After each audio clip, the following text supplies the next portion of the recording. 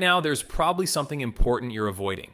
An assignment, a project, a dream you've been putting off for weeks, maybe even months, and you keep saying, I'll start tomorrow.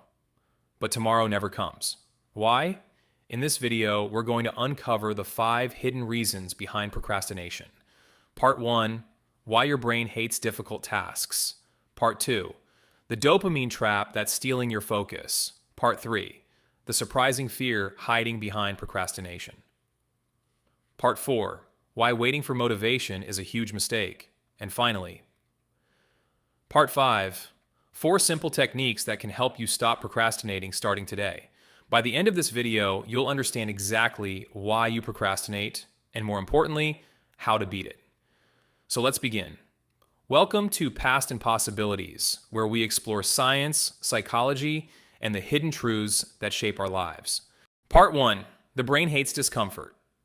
Your brain has one core job: keep you safe and comfortable, not successful, not fulfilled, comfortable.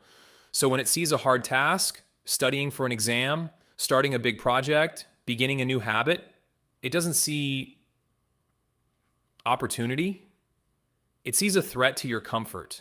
Researchers call this the brain's negativity bias toward effort. It will almost always choose the path that requires less short-term discomfort, even if that path costs you more in the long run.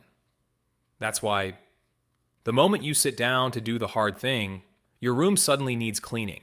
Your messages suddenly need checking. One more video suddenly feels essential.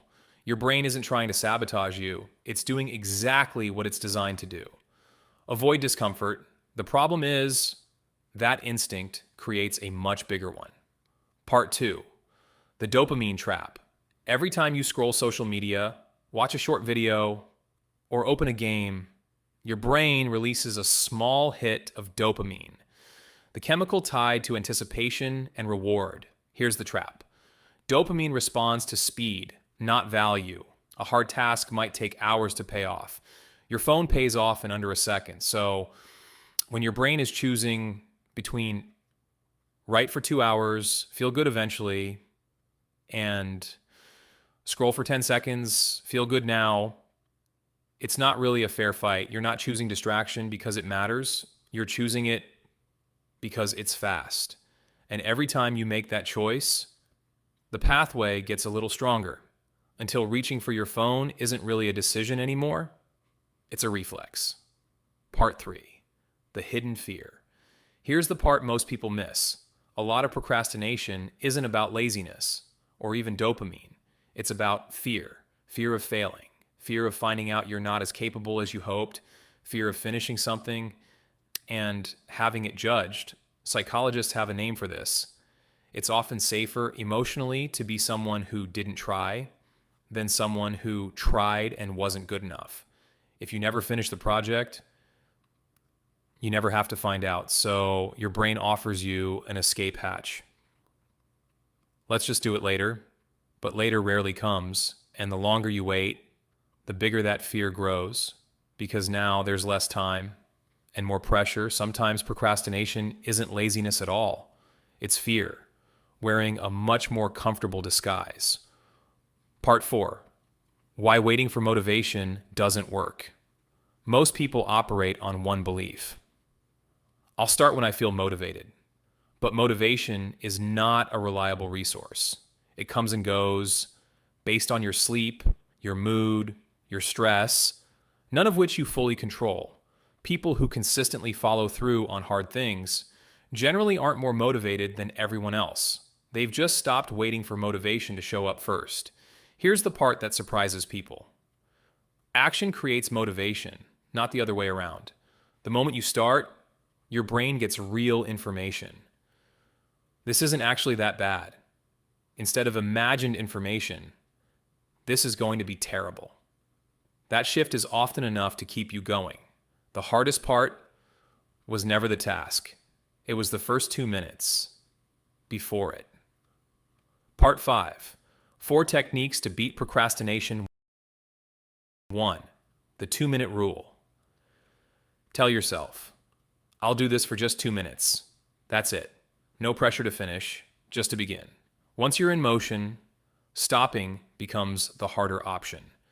2, shrink the task. Don't say, finish the project. Say, write one paragraph. Your brain doesn't resist small things. It resists vague, overwhelming things. Make it small enough. That saying no feels silly. 3. Design your environment, not just your willpower. Put your phone in another room, close the extra tabs. Willpower is limited, but removing temptation doesn't require any willpower at all. 4. Start before you feel ready. You may never feel fully ready. That feeling isn't a signal to wait, it's just discomfort talking. Start anyway. Readiness follows action, it rarely leads it. Final message.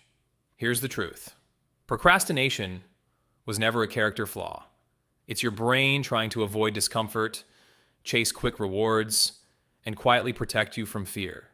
But every single time you take even one small step anyway, you prove something to yourself. That you're not controlled by those instincts, that you're capable of more than the version of you sitting on the couch at 11:58 p.m. believes.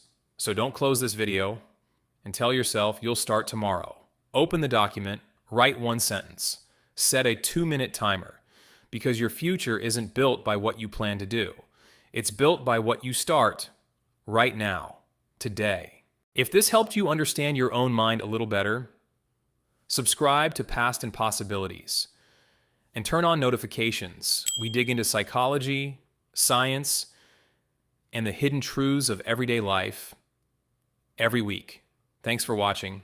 I'll see you in the next possibility.